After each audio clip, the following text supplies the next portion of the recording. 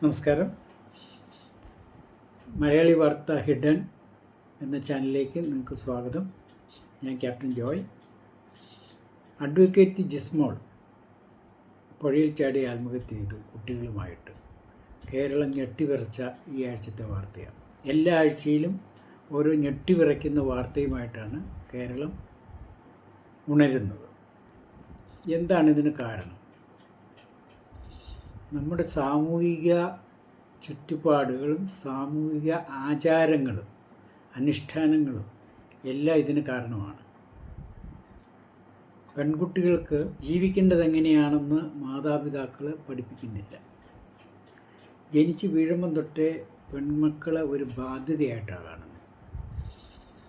അവരോട് എന്നും പറഞ്ഞുകൊണ്ടിരിക്കും, നിങ്ങളെ കെട്ടിച്ചു വിടേണ്ടതാണ്, നിങ്ങൾ വീട്ടിലെ ജോലിയെല്ലാം ചെയ്തില്ലെങ്കിൽ പറയും നിങ്ങളിത് വേറെ വീട്ടിൽ പോയി ചെയ്യേണ്ടതാണ്.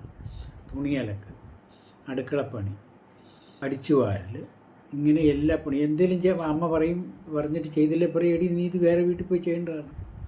അതുകൊണ്ട് ഇപ്പോഴേ ചെയ്ത് പഠിച്ചു. പിന്നെ ജനിക്കുമ്പം തൊട്ടേ വീട്ടുകാർ പെൺമക്കളെ പഠിപ്പിച്ച് എങ്ങനെ ഒരു ജോലിയിൽ സ്വന്തം കാലിൽ നിൽക്കണമെന്ന് ശ്രമിക്കാറില്ല. 15, 16, 10ാം ക്ലാസ് കഴിയുമ്പോൾ പിന്നെ പഠിപ്പിക്കാൻ വിടുന്നതിൽ ഡബിൾ മൈൻഡാണ്.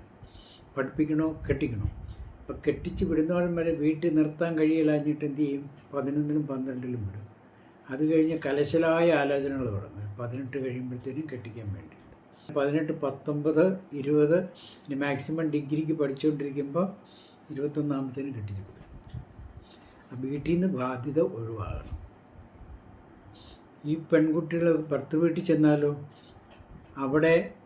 അവിടുത്തെ അമ്മായിയമ്മ, നാത്തൂന്മാർ ഈ പെണ്ണുങ്ങളെ മാക്സിമം ഹരാസ് ചെയ്യുന്നവരാണ്. മാക്സിമം ആ സ്വന്തം വീട്ടിലാണെങ്കിൽ ഈ പെൺമക്കളെ ഹരാസ് ചെയ്യുന്നത് അമ്മമാർ.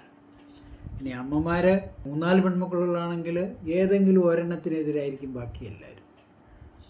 ആ കൂടെ അമ്മയും സൈഡിൽ നിൽക്കും. എന്നാൽ ജോലി ഇപ്പോൾ ജിസ്മോൾ അഡ്വക്കേറ്റ് ആണെന്ന് പറയുന്നത് ഹൈക്കോടതിയിൽ. അഡ്വക്കേറ്റ് ആയതുകൊണ്ട് പുള്ളിക്കാരി രക്ഷപ്പെടാനുള്ള വഴികൾ ആലോചിച്ചു. അതിലൊന്നായിരുന്നു ഡൈവോഴ്സ്. നമ്മുടെ നാട്ടിലെ വ്യവസ്ഥ എന്തൊരു വ്യവസ്ഥയാണ് ഇതെനിക്കറിയത്തില്ല. വേറെ പല രാജ്യങ്ങളിലും ഇല്ലാത്തൊരു പ്രത്യേകത ഇത്. ഇവിടെ ഡൈവോഴ്സിന് ശ്രമിച്ചാൽ പോലും നടക്കത്തില്ല. ഡൈവോഴ്സ് 2 കൂട്ടർക്ക് ഒത്തുപോകാൻ താല്പര്യമില്ലെന്ന് കണ്ടു കഴിഞ്ഞാൽ പിന്നെ ആ ഡൈവോഴ്സിന് കേസ് കൊടുത്തു കഴിഞ്ഞാൽ ഒരാൾ സൈൻ ചെയ്ത് മറ്റേയാളും മുച്ചിലായിട്ട് സമ്മതിച്ചാലേ നടക്കത്തുള്ളൂ. ഇനി മുച്ചിലായിട്ട് സമ്മതിച്ച് ഒപ്പിട്ട് കൊടുത്താലും കോടതിയിൽ ചെല്ലുമ്പോൾ അവർ പറയും ഒരു കൗൺസിലറെ അവിടെ വയ്ക്കും, ഒന്ന് കൗൺസിൽ ചെയ്യുക, 2 തവണ ചെയ്യുക. എന്തിനിങ്ങനെ വിഷമിപ്പിച്ചിട്ട് ഒരുമിക്കാൻ നോക്കുന്നത്? എനിക്കറിയാവുന്നൊരു അഡ്വക്കേറ്റ് ഉണ്ട്, എൻ്റെ അനിയൻ. ഞാൻ പുള്ളിയുടെ അടുത്ത് ഡൈവോഴ്സ് കേസ് വരാറുണ്ട്. ഞാൻ പറഞ്ഞിട്ടുണ്ട്, ഒറ്റ കേസ് പോലും കൗൺസിൽ ചെയ്ത് അവരെ ഒന്നിപ്പിക്കാൻ നോക്കരുത്. പക്ഷെ ഒന്നിപ്പിച്ച് പോകാൻ പറ്റിയില്ലാത്തതുകൊണ്ടാണ് അവർ ഡൈവോഴ്സിന് പോകുന്നത്. പിന്നെ മനസ്സില്ലാ മനസ്സോടെ ഒരു പ്രത്യേക സാഹചര്യത്തിലാണ് ഈ ഡൈവോഴ്സിന് നോട്ടീസ് കൊടുക്കുന്ന വളരെ ആലോചിച്ചിട്ട് കുറേ കാലത്തെ പീഡനം സഹിക്കുക വയ്യാതെ. അതൊരു നൈമിഷികമായ കുറച്ച് നേരത്തെ കൗൺസിൽ കൊണ്ട് മനസ്സ് മാറി അങ്ങ് പോയാൽ പിന്നെ പ്രശ്നങ്ങൾ വരും. പിന്നെ അത് ചിലപ്പോൾ എത്തിച്ചേരുന്ന കൊലപാതകത്തിലായിരിക്കും. പിന്നെ നമ്മുടെ നാട്ടിൽ വേറൊരു കുഴപ്പമാണ്, ഈ 2 പേരും ഒപ്പിടാത്തതുകൊണ്ട് ഡൈവോഴ്സിന് കൊടുത്താൽ മിക്കവാറും സ്ത്രീകളായിരിക്കും കൊടുക്കുന്നത്. എന്നുവെച്ചാൽ ഭർത്താക്കന്മാരുടെ ഹരാസ്മെൻറ്റാണല്ലോ അവർക്ക് സഹിക്കത്തില്ല. ഈ ഭർത്താക്കന്മാർ സമ്മതിക്കത്തില്ല. കാരണം ഈ ഭാര്യയ്ക്ക് ഒന്നെങ്കിൽ ഒന്നിനും കൊള്ളുകയാണ്. അപ്പോൾ അവനറിയാം ഡൈവേഴ്സ് ചെയ്ത് പോയി കഴിഞ്ഞാൽ അവർക്ക് വേറെ കല്യാണം കിട്ടും, രണ്ടാമതവർക്ക് വേണ്ടി സ്വത്ത് കാണും. അപ്പോൾ ഒരു 2 വർഷം മുമ്പ് കൊല്ലത്ത് ഡൈവോഴ്സിന് നോട്ടീസും കൊടുത്തിരുന്നതാണ്. അവന് ആ വീട്ടിൽ വന്നു, അമ്മ തിണ്ണയിലിരിപ്പുണ്ടായിരുന്നു. അമ്മയോട് പറഞ്ഞു അവളെ കാണാനാന്ന് തോന്നുന്നു. അകത്ത് കയറി ഒരു 5 മിനിറ്റ് കഴിയുമ്പോൾ അവൻ ഇറങ്ങിപ്പോയി. പിന്നെ അമ്മ ഇവിടെ കിടന്ന് വിളി പേര് എവിടെ ഒരു ശബ്ദമില്ല, മറുപടിയില്ല. മുറി ചെന്ന് നോക്കിയപ്പോൾ മരിച്ചു കിടക്കും. അവനവിടെ വന്ന് ഞെക്കി കൊന്നിട്ട് പോയി. എന്നുവെച്ചാൽ അവൾ നല്ല സുന്ദരിയായിരുന്നു. അപ്പോൾ ഇവനറിയാം ഇവൾ ഡൈവേഴ്സ് ചെയ്ത് പോയാൽ അവൾക്ക് വേറെ ജീവിതം ഉണ്ടാവും. പിന്നെ സമ്പത്തുണ്ട്. ഈ കരുനാഗപ്പള്ളിയിലൊരു അഡ്വക്കേറ്റ് ഉണ്ട്, സ്ത്രീ, ഈ ഡോക്ടർ. ഇവൻ്റെ ശല്യം വഹിക്കുക വയ്യാതെ ഇവൾ ഡൈവോഴ്സ് കേസ് കൊടുക്കാൻ കോടതി കൊടുക്കാൻ കരുനാഗപ്പള്ളിയിൽ ആരുമില്ല. വെച്ചാൽ അവിടുത്തെ അഡ്വക്കേറ്റുമാർ അവൻ ഉള്ളതുകൊണ്ട് ആരും ഇവളുടെ കേസ് ഏറ്റെടുക്കത്തില്ല. ഒടുവിൽ കൊച്ചിയിലുള്ളൊരു അഡ്വക്കേറ്റിനെ കൊണ്ടുവന്നാണ് ആ കേസ് നടത്തുന്നത്. അതും വർഷങ്ങളായിട്ട് തീരുന്നില്ല. എന്നുവെച്ചാൽ ജഡ്ജിമാരും വക്കീലിൻ്റെ സൈഡിൽ നിൽക്കും. ഇങ്ങനെയുള്ള ഹരാസ്മെൻറ്റ് ആണ് ഒരു വശത്ത്. അതായത് ഒന്നിച്ച് ജീവിക്കുക. അവർ പിന്നെ എന്ത് ചെയ്യും? സ്വന്തം വീട്ടിലോട്ട് ചെല്ലത്തില്ല. സ്വന്തം വീട്ടിലോട്ട് ചെല്ലുമ്പോൾ പറയും, നീ എന്തിനാ ഇങ്ങോട്ട് പോകുന്നത്? പോയാൽ കുറച്ച് കശപിശയൊക്കെ ഉണ്ടാവും. കുറച്ചൊക്കെ നമ്മൾ സ്ത്രീകൾ അത് അനുഭവിക്കും. നമ്മൾ അത് എതിര് പറയരുത്. നമ്മൾ വഴങ്ങി കൊടുക്കണം, നമ്മൾ അനുഭവിക്കണം. അല്ലെ ചട്ടിയും കലവ മുട്ടിയും തട്ടിയിരിക്കും എന്നൊക്കെ പറയുന്നത് ഇങ്ങനത്തെ പഴഞ്ചൊല്ലും പറഞ്ഞു വിടും. പെണ്ണുങ്ങൾ സ്വന്തം പെൺമക്കൾ വീട്ടിലോട്ട് വരുന്ന മാതാപിതാക്കൾ സഹിക്കത്തില്ല. ഇത് നാളെ ഒരു ബാധ്യതയാവുന്ന അവർക്ക് പേടി, പ്രത്യേകിച്ച് പെൺപിള്ളേരുടെ അമ്മമാർ.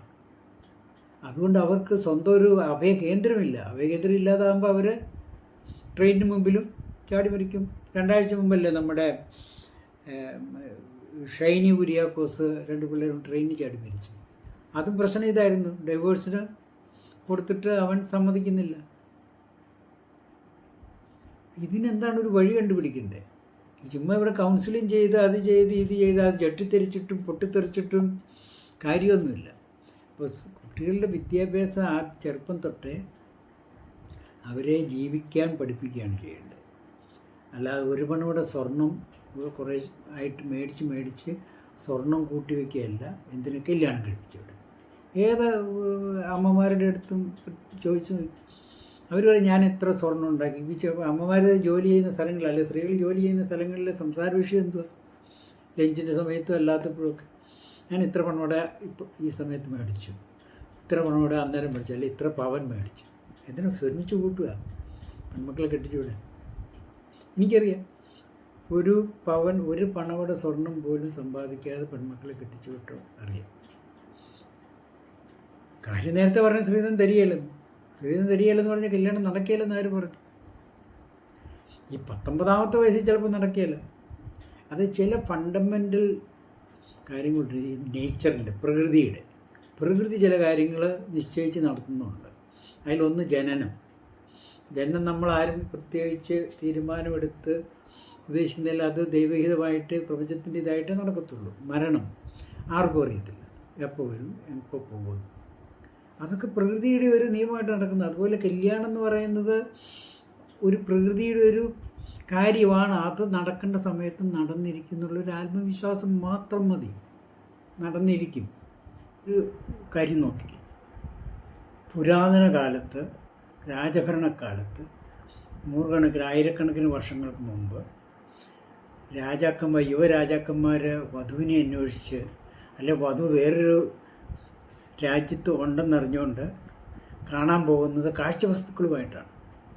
പണവും സ്വർണവും ധാന്യങ്ങളുമായിട്ട് കാണാൻ പോകുന്ന എന്തിനാണ്? അവരെ ഇമ്പ്രസ് ചെയ്തിട്ട് പെണ്ണിനെ തരുമെന്ന് ചോദിക്കാൻ.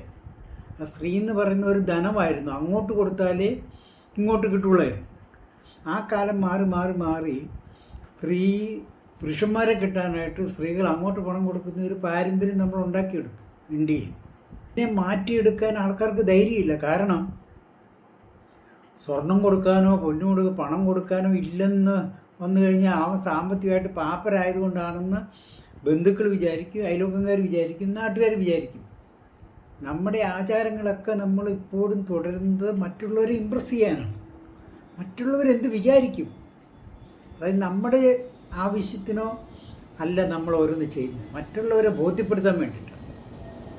പ്രത്യേകിച്ച് ബന്ധുമിത്രാദികൾ, അവർ സ്വർണ്ണമൊന്നും കൊടുത്തില്ല, അപ്പോൾ അവർക്കൊന്നുമില്ല. അപ്പോൾ ഇതുകൊണ്ടാണ് ഇനിയൊരു കാലം വരുത്തുന്നതിന് യാതൊരു വിഷമവുമില്ല. പുരുഷന്മാരെ അങ്ങോട്ട് കൊണ്ടുപോയി പൈസ കൊടുത്താലേ പെണ്ണുങ്ങളെ കിട്ടത്തുള്ളൂ. അങ്ങനൊരു കാലം വരും. ഇപ്പം തന്നെ സ്ത്രീകൾക്കൊന്നും പലർക്കും കല്യാണം കഴിക്കണമെന്നില്ല. പ്രത്യേകിച്ച് ജോലിയൊക്കെ സമ്പാദിച്ച് നടക്കുന്ന പെണ്ണുങ്ങൾക്ക് അവർക്ക് കെട്ടിയിടപ്പെടാൻ താല്പര്യമില്ല. അതുകൊണ്ട് അവർ പറയുന്നവർക്ക് വിവാഹം വേണ്ട, പുരുഷന്മാർ അങ്ങോട്ട് കൊണ്ടേ പൈസ കൊടുക്കട്ടെ. ഇത് ഒരു 25% സ്ത്രീകളും അവരുടെ കുടുംബക്കാരും കുടുംബക്കാരും വിചാരിച്ചാൽ ഈ സിസ്റ്റമൊക്കെ മാറ്റിയെടുക്കാവുന്നതേ ഉള്ളൂ. ഈസിയായിട്ട് മാറും. തൻ്റെ ഇടം വേണം, ധൈര്യം വേണം. അപ്പം പൈസ കൊടുക്കാതെ കിട്ടാൻ ആരും വരുന്നില്ല, കെട്ടുന്നില്ല എന്ന് പെണ്ണുങ്ങൾ തീരുമാനിച്ചാൽ മതി. ഇത് പെണ്ണുങ്ങളൊരു ബാധ്യതയായിട്ട്, പെൺപിള്ളേരെ ഒരു ബാധ്യതയായിട്ട് കാണുന്ന കുടുംബങ്ങളിൽ ഇത് പറ്റത്തില്ല. എല്ലാ മക്കളെ ഒരുപോലെ കണ്ടു വളർത്തുന്ന മാതാപിതാക്കളുള്ള കുടുംബങ്ങളിലേ ഇത് സാധ്യമാവുള്ളൂ. ഇപ്പോഴും ചിലർക്ക് ആൺമക്കളെ മതി. ഈ ആൺമക്കൾ കെട്ടിവരുന്ന പെണ്ണുങ്ങൾ കുടുംബത്തിൽ നിന്ന് പോയി വന്നു കഴിഞ്ഞാൽ പുരുഷൻ അവരുടെ അടിമയാണ്. ഈ ചിലയിടത്ത് പീഡനങ്ങളും കൊലപാതകങ്ങളും നടക്കുന്നുണ്ടെങ്കിലും ചില കുടുംബങ്ങളിൽ ഈ പെണ്ണുങ്ങൾ ആധിപത്യം സ്ഥാപിക്കും. അവിടെ അമ്മായിമ്മയ്ക്കും അമ്മായിയപ്പനും ഭക്ഷണം പോലും കിട്ടത്തില്ല അവർ പ്രായമാകുമ്പോൾ. ഈ ലോകത്ത് ഒരു സ്ത്രീകളും ഇല്ല അവരുടെ അമ്മായിയപ്പനെയും അമ്മായിയമ്മയും സ്വന്തം മാതാപിതാക്കളെ പോലെ കരുതി നോക്കുന്നവർ. എന്നാലും ആൺമക്കൾ മതി എന്ന് പറയുന്ന പേരൻസാണ്. ഇവർ നോക്കിയാലെന്നാലും അവരുടെ ജീവിതത്തിൽ തന്നെ അത് സംഭവിച്ചതാണ്. അവർ നോക്കിയിട്ടില്ല, എന്നാലും ആൺമക്കൾ മതി. പെൺമക്കളുണ്ടെങ്കിൽ എന്തോ പ്രശ്നമുള്ള പോലെയാണ്. പെൺമക്കളുടെ കൂടെ താമസിക്കാൻ ഒരു വിഷമവും ഇല്ല. മരുമകനായിട്ട് വരുന്നൊരു സാധാരണഗതിയിൽ അമ്മായിമ്മയും അമ്മായിപ്പനോട് അധികം പ്രശ്നങ്ങൾ ഉണ്ടാക്കാറില്ല. അപ്പം ഇങ്ങനെ ഈ നമ്മൾ കാലത്തിൻ്റെ അനുസരിച്ച് മനുഷ്യ സംസ്കാരത്തിനനുസരിച്ച് നമ്മൾ സ്വയം ചിന്തിച്ച് മാറേണ്ടതായത്. നമ്മൾ മറ്റുള്ളവരെ അനുകരിക്കാൻ നോക്കിയതൊന്നും നടക്കത്തില്ല. സ്വന്തമായിട്ട് തീരുമാനം എടുക്കണം, അത് നടപ്പാക്കണം. അല്ലാതെ ബന്ധുക്കളെന്ത് വിചാരിക്കും, അമ്മാവന്മാരെന്ത് വിചാരിക്കും, അയൽവക്കംകാരെന്ത് വിചാരിക്കും. നാട്ടുനടപ്പ് അങ്ങനെയല്ല. ആചാരം എന്ത് നാട്ടുനടപ്പ്. നമുക്ക് പറ്റിയത് ആ കാലഘട്ടത്തിനനുസരിച്ച് നമ്മൾ മാറുക എന്നുള്ളതാണ് ഇതിൻ്റെ പരിഹാരമുള്ളത്. സംശയമൊന്നുമില്ല. ഈ ആത്മവിശ്വാസമില്ല. സ്ത്രീധനം കൊടുത്തില്ല, കെട്ടിയല്ല. ആര് പറഞ്ഞ് കെട്ടിയാണ്? എല്ലാവരും കൊടുക്കാൻ ഉദ്ദേശിക്കുന്നത് എത്രയാണ്? 1 ലക്ഷം കൊടുക്കാനുള്ള ഒരു 5 ലക്ഷത്തിൻ്റെ കല്യാണത്തിൽ ലെവലിലോട്ടേ പോകത്തുള്ളൂ. പിന്നെ 4 ലക്ഷം കടം മേടി. 1 ലക്ഷം കൊടുക്കാൻ കപ്പാസിറ്റിയുള്ള 1 ലക്ഷത്തിന് പറ്റിയ ചെറുക്കനെ അന്വേഷിച്ചാൽ മതി. ഈ കടം മേടിച്ചു എന്തിനാണ് കല്യാണം കഴിപ്പിക്കുന്നത്? സിമ്പിൾ. ഇതിൻ്റെ ഒന്നും ആവശ്യമില്ലാത്ത കാര്യങ്ങളാണ്. പഠിപ്പിച്ചൊരു ജോലിയാക്കി സ്വന്തം കാലിൽ നിൽക്കാറാകുമ്പോഴേ കെട്ടിക്കാവുള്ളൂ. അതെല്ലാം പഠിപ്പിച്ച് വീട്ടിൽ നിന്ന് വിടേണ്ടത്. ഭർത്താവ് ഇങ്ങോട്ട് അടിക്കുകയാണെങ്കിൽ തിരിച്ചതിനുള്ള മറുപടി അല്ലേ തിരിച്ചടിക്കാനുള്ള തൻ്റെ ഇടം വേണം. ഇല്ലേ വീട്ടിൽ പെണ്ണിൻ്റെ അപ്പനോ അല്ലെ സഹോദരങ്ങളുണ്ടോ അവർക്ക് തൻ്റെ ഇടം വേണം. ഈ മരുമകനോടോ അല്ലെ അളിയനോടോ പറയാം, ഇനി എൻ്റെ പെങ്ങളെ എൻ്റെ മോളെ എന്തെങ്കിലും ചെയ്തിട്ടുണ്ടെങ്കിൽ അത് നിനക്കും തിരിച്ചു കിട്ടും. അതേ നാണയത്തിൽ നിന്ന് ഒരെണ്ണം പേടിപ്പിച്ചാൽ പേടിക്കാത്ത ഒരു ജീവികളുമില്ല. ആനയാണേലും സിംഹമാണേലും പുലിയാണേലും മനുഷ്യനാണേലും പേടിപ്പിച്ചാൽ പേടിച്ചിരിക്കും. അതിലെ മനുഷ്യൻ പേടിച്ചോടുന്നത്. ഒരു കോട് വന്നു പറഞ്ഞുകൊണ്ട് പേടിച്ചോടിയത് കണ്ടില്ല. സ്വന്തം പിള്ളേർ പോലും വന്നപ്പോൾ ക്വാറൻറ്റൈൻ വീട്ടിൽ ഒറ്റയ്ക്കാക്കിയിട്ട് വീട് വിട്ട് പോയ മാതാപിതാക്കളില്ലേ? ഭയം, മരണഭയം എല്ലാവർക്കും ഉണ്ട്. ഈ പറയുന്ന പെൺമക്കളെ പീഡിപ്പിക്കുന്നതിന് ഒരു ഭയം കൊടുത്താൽ മതി, തന്നെ നിൽക്കും. അത് കൊടുക്കാനുള്ള ചങ്കൂറ്റമില്ല. പേടിയാ. അവൻ അവളെ നാളെ ഇങ്ങോട്ട് പറഞ്ഞു വിട്ടെങ്കിലോ പേടിപ്പിച്ചാൽ. മാതാപിതാക്കളും പെണ്ണുങ്ങളുടെ നമ്മുടെ ഈ കൊല്ലത്ത് 2 കൊല്ലം മുമ്പ് 3 കൊല്ലം മുമ്പ് ഒരു പെണ്ണിനെ ഭർത്താവിൻ്റെ അമ്മയെല്ലാം കൂടെ കൂടി മൂർഖൻ പാമ്പിനെ മുറിക്കകത്ത് വിട്ട് ബെഡയിലിട്ട് കടിപ്പിച്ചു. അതെന്ത് സംഭവം? അതെന്തുകൊണ്ട് സംഭവിച്ചങ്ങനെ? ഈ പെണ്ണിന് നല്ല സ്ത്രീധനം കൊടുത്ത് കെട്ടിച്ചതാണ്. ഭയങ്കര കാശ്, ഒരു നല്ല പണമുള്ളവരാണ് ഈ പെണ്ണിൻ്റെ വീട്ടുകാർ. അപാകതകളൊക്കെ ഉണ്ടായിരുന്നു. അതുകൊണ്ട് പണം കൂടുതൽ കൊടുത്ത് നല്ല ചെറുക്കനെ അന്വേഷിച്ചു. നമ്മുടെ കാരണവർ കൊല്ലപ്പെട്ടു കൊട്ടാരക്കരയിൽ. കാരണവർക്ക് ഇത് തന്നെയാണ് പറ്റിയേ. ഈ സ്ത്രീയുടെ ഹസ്ബൻഡ് കാറ് താന്ന് പറയുമ്പോൾ കാറ് മേടിച്ചു കൊടുക്കും. ഇത്ര ലക്ഷം തരാമെന്ന് പറയുമ്പോൾ ഇത്ര ലക്ഷം കൊടുക്കും. എന്തിനാ? അയാൾക്ക് പെണ്ണിൻ്റെ അപ്പന് ഭയമാണ്. എന്നുവെച്ചാൽ അവൻ നാളെ ഇങ്ങ് പറഞ്ഞു വിട്ടെങ്കിലോ. ഈ ഭയമാണ് ഇതിനെല്ലാത്തിനും കുഴപ്പം. അങ്ങോട്ട് വിട്ടാൽ നമ്മൾ വീട്ടിൽ അവിടെ കെട്ടിക്കുന്നത് നമ്മൾ 18 വയസ്സ് വരെ വളർത്തി പോലെ അവിടെ നിന്നോട്ടെ. ഇനി നമ്മുടെ കാലശേഷമാണോ അവരൊറ്റയ്ക്ക് നിൽക്കുകയാണെങ്കിൽ അവർ ജോലിക്ക് പൊക്കോളും. അടുക്കളപ്പണി എടുക്കാമല്ലോ എവിടെയും പോയിട്ട്. ഇല്ല ഇപ്പോഴാണെങ്കിൽ ഹരിതകർമ്മസേന, കർഷക തൊഴിലുറപ്പ് പദ്ധതി എല്ലാം ഉണ്ട്. ജീവിക്കണം എന്നുള്ളവർക്ക് അധ്വാനിച്ചാൽ ജീവിക്കാൻ പറ്റും. അധ്വാനിക്കാനുള്ള മനസ്സ് മതി. വെറും വീട്ടു ജോലി ചെയ്ത് 3-4 പിള്ളേരെ ഉഗ്രൻ പദവിയിലെത്തിച്ച അമ്മമാരെ എനിക്കറിയാം. 3 IAS ഉണ്ടാക്കിയ അമ്മമാരുണ്ട് വീട്ടു ജോലി ചെയ്ത്. ഡിറ്റർമിനേഷൻ, തീരുമാനമാണ് വേണ്ടത്. പിള്ളേരെ ചെറുപ്പം തൊട്ട് തീരുമാനം എടുക്കാനാണ് പഠിപ്പിക്കേണ്ടത്. അല്ലാതെ ഇപ്പോൾ നീ കെട്ടിപ്പോകേണ്ട ആടി, നീ വേറൊരു വീട്ടിൽ പോയി ജോലി ചെയ്യേണ്ടത്, ഇങ്ങനെയൊക്കെയല്ല പറഞ്ഞ് പഠിപ്പിക്കണ്ടേ. അപ്പോൾ ഈ പെൺമക്കളെ ഇങ്ങനെ നമ്മൾ എഴുതിത്തള്ളുന്നൊരു വസ്തുവായിട്ട് കണക്കാക്കാറ്. ഇവരെ എങ്ങനെയാലും വീട്ടിൽ നിന്ന് പറഞ്ഞു കൊടുക്കുന്നു. ഇവർക്ക് അവിടെ ബുദ്ധിമുട്ടുണ്ടെങ്കിൽ ഇങ്ങോട്ട് പോരാൻ പറയണം, തന്നെ വരും. പിന്നെ മുൻകൈ എടുക്കണം പെണ്ണുങ്ങളുടെ മാതാപിതാക്കളും ഡൈവോഴ്സിന് വേണ്ടിയിട്ട്.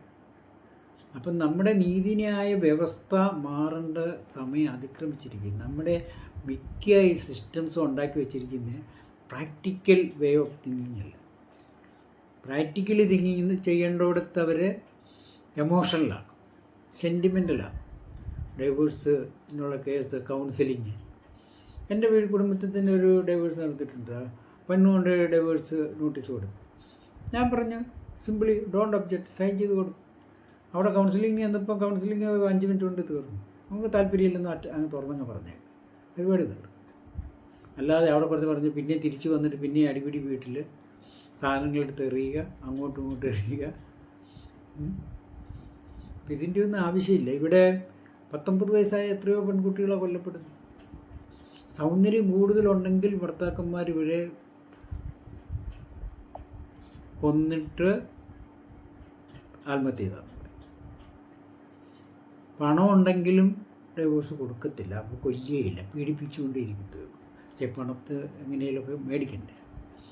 ഇതൊന്നുമില്ലാത്ത, വിദ്യാഭ്യാസം ഇല്ല അല്ലെങ്കിൽ സൗന്ദര്യം ഇല്ലാത്ത പെണ്ണുങ്ങളാണ് പീഡനം സഹിക്കുക വയ്യാതെ ആത്മഹത്യ ചെയ്യും. ഇവിടെ ഞെട്ടിത്തെരിച്ചിട്ടോ കൂട്ടക്കരച്ചിൽ നടത്തിയിട്ടോ ഒന്നും ഒരു കാര്യവുമില്ല. നമ്മുടെ സൊസൈറ്റിയുടെ പരമ്പരാഗതമായിട്ടുള്ള അപ്രോച്ചാണ് മാറേണ്ടത്. ഇതിലും പെൺമക്കളുടെ മാതാപിതാക്കൾക്കാണ് അതിൽ ഏറ്റവും ഉത്തരവാദിത്വം. അവർക്ക് തിരിച്ചു വരാൻ ഒരിടയില്ലാത്തതുകൊണ്ടാണ് അവർ ആത്മഹത്യ ചെയ്യുന്നത്. അപ്പോൾ മാതാപിതാക്കൾ ജീവിച്ചിരിപ്പുണ്ടെങ്കിൽ അവർക്ക് ഇവരെ പോറ്റാനും പറ്റുമെങ്കിൽ തിരിച്ചു കൊണ്ടുവരണം. അല്ലാതെ കുറച്ചൊക്കെ നമ്മൾ പെൺപിള്ളേരായാൽ സഹിച്ച് ജീവിക്കണമെന്ന് പറയുകയല്ല ചെയ്യുന്നത്. അവരെ എന്നും പീഡിപ്പിക്കുക. എങ്ങനെ നമ്മൾ ഈ കാര്യമായിട്ട് ഇത്ര സ്നേഹത്തോടെ തോളത്ത് വെച്ച് നടത്തിയ പിള്ളേരെ വേറെത്തിന് പീഡിപ്പിക്കാൻ അനുവദിക്കുന്നു? അപ്പം മാതാപിതാക്കളുടെ ആണ് കൂടുതൽ ഉത്തരവാദിത്വം ഈ പെൺമക്കൾ ഇങ്ങനെ ഭർത്തൃകടത്തി പീഡനം സഹിക്കുന്നതിൻ്റെ കാരണം. ഇപ്പോൾ ആത്മഹത്യ ചെയ്ത തീയ വിശ്വാസികളാണ്. ക്രിസ്തുമതത്തിലാണെങ്കിൽ മതപഠനം വളരെ പ്രാധാന്യമായിട്ട് ചെയ്ത മതപഠനങ്ങൾ നടത്തുന്നത്, പിന്നെ സ്വർഗത്തിൻ്റെ താക്കോലും കൊണ്ട് നടക്കുന്ന വൈദികരുമാവുള്ളത്. എന്നിട്ട് അവരുടെ ഈ സമുദായത്തിൽ ഇങ്ങനെയുള്ള അനർത്ഥങ്ങൾ സംഭവിക്കാതിരിക്കാൻ ഇവരെന്തോ ചെയ്ത്? ഏറ്റവും സംഘടിതമായ സഭയാണ് ക്രിസ്തുമതം. എന്നിട്ട് ഇവർ ആത്മീയമായിട്ട് എല്ലാവരും വളർത്തി താക്കോൽ അവരുടെ കയ്യിലാണ് എന്നുള്ള രീതിയിലാണ് വിശ്വാസികളെ വളർത്തിക്കൊണ്ടുവരും. എന്നിട്ട് അവരുടെ സമുദായത്തിലാണ് ഈ ഇത്തരം കാര്യങ്ങൾ നടക്കുന്നത്. എന്നിട്ട് ഈ സഭ എന്ത് ചെയ്തു ഈ കുട്ടികളുടെ കാര്യത്തിൽ? സഭയിലെ അച്ഛന്മാരെ അറിയാതിരിക്കത്തില്ലല്ലോ. ഇത് ഒരു കുടുംബത്തിൽ നടക്കുന്ന, അവരെല്ലാ കുടുംബത്തിനും വിസിറ്റ് ചെയ്ത് പിന്നെ കുമ്പസാരിക്കുമ്പം എല്ലാ കാര്യങ്ങളും ചെന്ന് പറയുന്നതല്ലേ ഇവരുടെ അടുത്ത്. ഇവർക്കെല്ലാം അറിയാം. അപ്പോൾ അവരും വന്നെങ്കിൽ ഭർത്താവിൻ്റെ സൈഡായിരിക്കും നിൽക്കുന്നത്. ഈ പെണ്ണുങ്ങളെ ഹരാസ് ചെയ്യാനായിട്ട് എല്ലാവർക്കും ഇച്ചിരി താല്പര്യമുണ്ടല്ലോ പുരുഷന്മാർ. അപ്പോൾ ആ വകുപ്പിൽപ്പെടും ഇതുമല്ല. അപ്പോൾ ഒരു മതവും ഇങ്ങനെയുള്ള കാര്യത്തിൽ ഒരു മനുഷ്യരെ സംരക്ഷിക്കുന്നില്ല. ഭർതൃഗ്രഹത്തിലെ പീഡനത്തിൽ നിന്ന് ഒരു മതവും അവരുടെ പെണ്ണുങ്ങളെ സ്ത്രീകളെ സംരക്ഷിക്കുന്നില്ല. ഏത് മതമായാലും കണക്ക്. സ്ത്രീകൾ കല്യാണം കഴിക്കുന്നതോടുകൂടി തന്നെ ഭർത്താവിൻ്റെ അടിമയാകുന്ന ഒരു പാരമ്പര്യത്തിലുള്ള രീതിയിലാണ് വിവാഹം നടക്കുന്നത്. പെണ്ണിൻ്റെ കഴുത്തിൽ ചെറുക്കൻ താലി കെട്ടുമ്പോഴേ അവർ കീഴ്പ്പെട്ട് അടിമയായി കഴിഞ്ഞു. താലി കെട്ടുന്നയാളുടെ അതൊരു സൈക്കോളജിക്കൽ, മനഃശാസ്ത്രപരമായിട്ടൊരു അടിമയാകുന്നതാണ്. അപ്പം ആ രീതിക്ക് മാറ്റം വരേണ്ട സമയം കഴിഞ്ഞു. ഈ താലി എന്ന് പറയുന്നത് കഴുത്തിൽ കയറി ചങ്ങലയിടേണ്ട ആവശ്യം എന്തുമായിരിക്കുന്നു? അതിന് പകരം അങ്ങോട്ടും ഇങ്ങോട്ടും മാല ചാർത്തിയാൽ മതി. പൂമാലയോ അല്ലാത്ത ഏതെങ്കിലും മാല. സ്വർണം വേണമെങ്കിൽ സ്വർണം ചാർത്താം. പുരുഷൻ സ്ത്രീയുടെ കഴുത്തിലിടട്ടെ, സ്ത്രീ പുരുഷൻ്റെ കഴുത്തിലിടട്ടെ. അപ്പം അടിമത്തത്തിൽ മാറും. പിന്നെയുള്ള വേറൊരു കുഴപ്പം, ഈ ഭാര്യമാർ ഭർത്താക്കന്മാർ ഏട്ടാ എന്നുള്ള ഒരു വിളി. ഈ ഏട്ടാ എന്നുള്ള വിളിയിൽ തന്നെ ഒരു വിധേയത്വം വരികയാണ് അവിടെ. ഇപ്പം മുതിർന്ന ഉദ്യോഗസ്ഥരെ നമ്മൾ സാർ എന്ന് വിളിക്കുന്നില്ലേ? ആ സാർ എന്നുള്ള വിളിയിൽ തന്നെ നമ്മുടെ വിധേയത്വം അവിടെ ആയിക്കഴിഞ്ഞു. മനഃശാസ്ത്രപരമായിട്ട് നമ്മൾ അവരുടെ കീഴ്പ്പെട്ടു. അവർ പറയുന്നത് നമ്മൾ അനുസരിക്കും. അപ്പം ആ ഒരു സംസ്കാരം മാറി ഏട്ട എന്നുള്ള വിളിയുടെ പകരം ഭർത്താക്കന്മാർ പേര് വിളിച്ചാൽ മതി. ഭർത്താക്കന്മാർ ഭാര്യമാരെ പേരല്ലാതെ ആരെങ്കിലും മാഡമെന്നോ സാറെന്നോ വിളിക്കാറുണ്ടോ? ഇല്ല. അപ്പോൾ ഒരു പുരുഷ മേധാവിത്വത്തിൽ നിന്ന് മോചനം കിട്ടാതെ ഭർത്തൃകരത്തിൽ പീഡനം നടക്കുന്നു പറഞ്ഞ് വിലപിച്ചിട്ട് യാതൊരു കാര്യമില്ല. അപ്പോൾ പുരുഷ മേധാവിത്വത്തിൽ നിന്ന് മോചനം കിട്ടണമെങ്കിൽ മനഃശാസ്ത്രപരമായിട്ട് അതിന് മോചനം വരണ ചില പ്രൊസീജിയേഴ്സ്, ചില കാര്യക്രമങ്ങൾ, ആചാര രീതികളിലൊക്കെ സാരമായ മാറ്റം വരേണ്ടതുണ്ട്.